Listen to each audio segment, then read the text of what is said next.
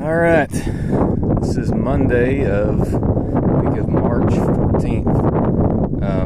We've got plumbing completely in the ground. It's covered up. We had a little bit of rain that packed some of the sand down over the weekend, and now it's time to put the water lines in. So I'm running just as few as I can underneath the slab. The rest of them will be above the slab. We're running PEX. If we're in the ground, PEX, the code requires that you wrap it in some kind of sheathing. So I've got foam insulation. I don't know that PEX actually, I think it'd be fine without, but I went ahead and put it in there just in case. So we've got 2 lines, hot and water.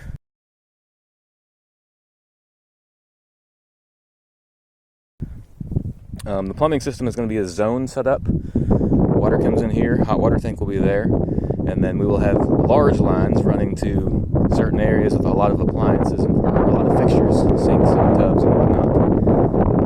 So there'll be one line running there to carry water to all that, and then from there it'll be distributed.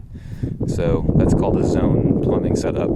So this line that you're seeing here is the kids' bathroom zone line. So that's a 3/4 inch line that will feed all of their tubs, the sinks, and toilet. I've already buried the master line, so that's that other set of pipes you see coming up. I'm leaning that direction. That's buried right through there and comes out right there, which is going to be in the wall in the corner of the master bathroom. So those 2 main lines will cover those 2 bathroom zones.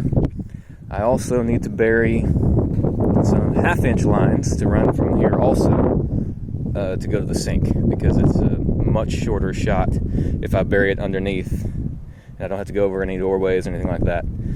It's a lot more complicated to get water there with the vaulted ceilings we're going to have in the kitchen, running them through the walls.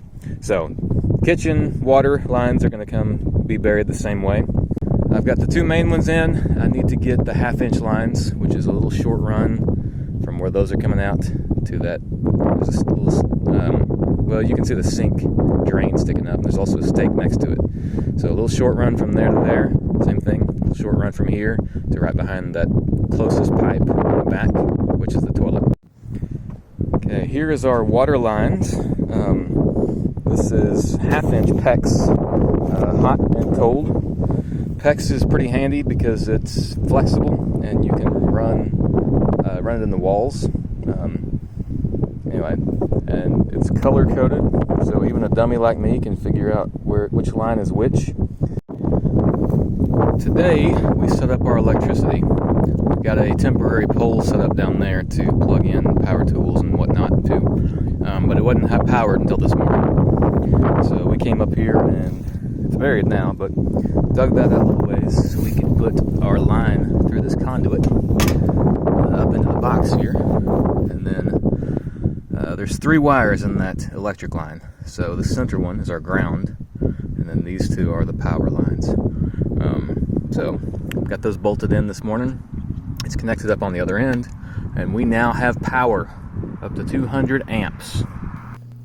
Okay, here is the map, just to show aerially what exactly I'm talking about with where these water lines are going. You can see the 2 hot and cold runs I've got going to the main bathroom areas, right across the middle, those diagonal lines. And then from there, the additional lines are going to be run within the walls locally in each of those bathroom areas. And then same thing for what's going on in the utility room. Most of the water lines there are going to be run in the wall, and so I don't have to put them underneath the slab. But the few that I needed to are the ones that I was showing you earlier.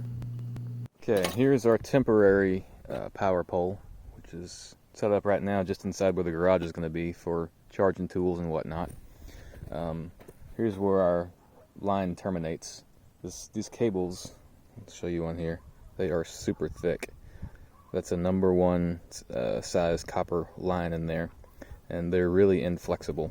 It's got Teflon coating and then rubber around that. And there's 3 of these, and then all of these are wrapped by this metal kind of armor, which is what makes it direct bury. But that also means you can't bend it.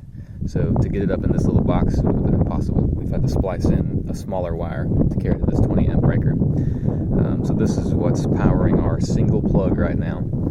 Eventually this will all come out, and we will put in the permanent box once we get the walls up for the garage. This is our power for now, though.